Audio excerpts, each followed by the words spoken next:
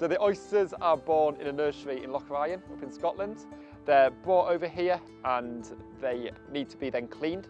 So last year we had, for the 10,000 oysters for the reef, we had a team of around 200 volunteers that took them about just over a day to clean each one by hand.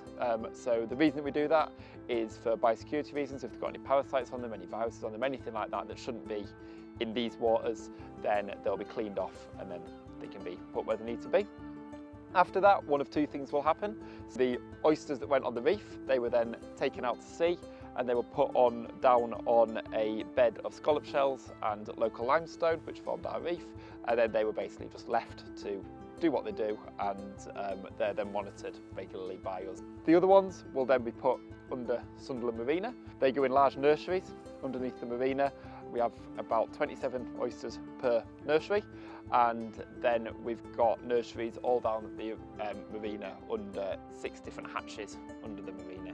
Those oysters are then again pretty much just left to do what they do, but the difference is they'll get taken up relatively regularly. So most of them will get taken up whenever we've got a school event down, whenever we've got another event down, and then they'll get taken up every single month by our volunteers that will assess the survival rate of them, the biodiversity, that kind of thing.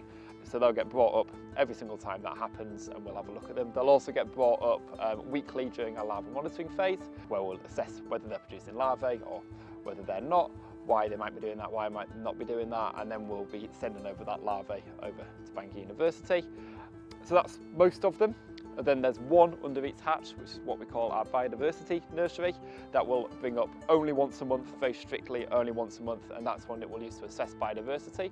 The reason we do that is if we bring it up any more than that, we might scare away that biodiversity. We want a full month's amount of biodiversity to come on there.